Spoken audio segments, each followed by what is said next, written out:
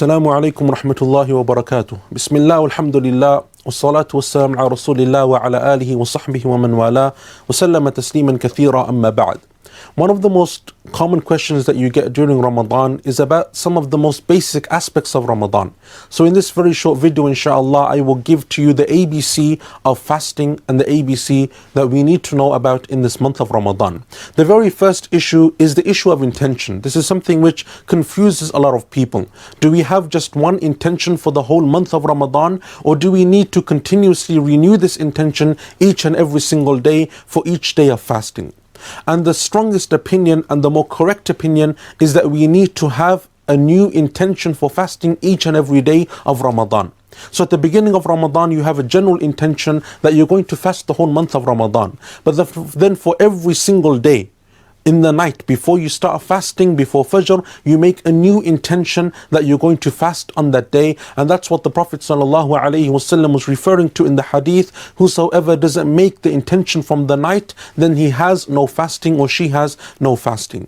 So this is the first very important point. The second point, or one of the most common questions and FAQs that you get concerning fasting and Ramadan, is the do's and the don'ts. What can't you do? What will break your fast especially? To make this very easy, there are three things that will break your fast: food, drink, and marital relations. These are the three general categories. Now, how do you define this? Very easily, very simply. When it comes to marital relations, anything which is marital relations will break your fasting. But anything which arouses your desire is also something which a person should stay away from. So one of the common questions you get is a husband allowed to kiss his wife, or vice versa? Can we, for example, hug one another? And so on and so forth. Anything which arouses the desire, then it's something which should be left off in the state of fasting. It is something which is disliked because it may lead to more than just a simple kiss or a simple embrace. So if, for example, it doesn't lead to the arousal of desire, for example, a child hugging their parents, or for example, two brothers, they meet one another, or two sisters meet one another and they embrace, or they shake hands, or something like this, then inshallah, that's fine. But anything which leads to arousal is something which we should avoid in the state of fasting.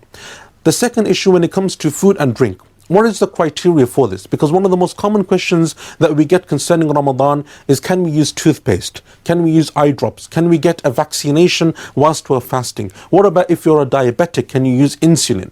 The very simple criteria for this is that we need to be aware of food and drink. We need to be aware of two criteria.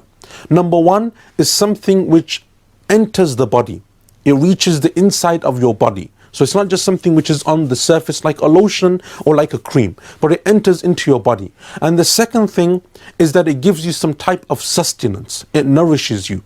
If it meets these two criteria, then it will break your fast, and it's not allowed in the state of fasting. So for example, toothpaste. Toothpaste, even though it may enter into your mouth, it doesn't enter into your body, nor does it nourish you. And so therefore toothpaste is allowed. Likewise, eye drops, ear drops. A person who's asthmatic, they can use an inhaler. If you need to get a vaccination, even though it enters the body, it's not something which will provide nourishment. For example, someone needs to give blood, and so they take blood out, inshallah, also that is fine. However, if it is something like insulin, which does nourish the body and it gives it some type of sustenance, then this won't be allowed. And so for someone that needs constant and regular insulin, for example, they wouldn't be allowed to fast in the month of Ramadan, but rather they would have to move on to the issue of expiation. What is expiation? This is also a very common question. When you speak about expiation, really there are mainly three types of people. Number one is the person who is ill, or they have an illness, or they're traveling, or for example, a woman is on her monthly cycle. All of these people are allowed to stop fasting. In fact, the one who is on her menstrual periods, it is not even allowed for her to fast. But the person who is traveling or sick, it is allowed for them to miss that day of fasting. What do they do? What is the expiation? They make up another day after the month of Ramadan finishes. And so they just make up one day for every day that they missed in the month of Ramadan. That's the first one. The second type of expiation are for those people who can't fast at all in the month of Ramadan, outside of the month of Ramadan. Like for example, the elderly. people who are really old, frail, weak, people who, for example, may have a permanent type of illness or disease. May Allah Azza wa Jal save us from that. These are types of people who are unable to fast at any point during the year. So if the doctor says that they're unable to fast, then what do? Instead, they feed one poor person per day. One poor person for every single day that they miss. And this is something which Allah refers to also in the Quran. The third category of expiation is for the woman who is pregnant or breastfeeding. And so the woman who is pregnant or breastfeeding, if she fears for herself, meaning that if she fasts, she will become weak and it may affect her pregnancy, or for example, she's breastfeeding and she's unable to fast while she's breastfeeding, then for them also they are allowed to miss that fast and to make it up later, inshallah, after the pregnant woman has given birth or the breastfeeding mother has stopped or finished breastfeeding.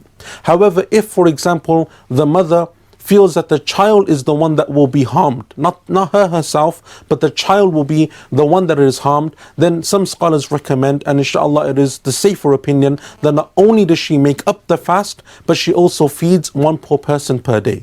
So if she feels harm for herself, she just makes up the fast. But if it is harm for the child that she feels, not for herself, then she also makes up the fast, but she feeds one poor person per day. And inshallah, that is very succinctly the rulings of expiation. Jazakumullah khair. Wassalamu alaikum wa rahmatullahi wa barakatuh.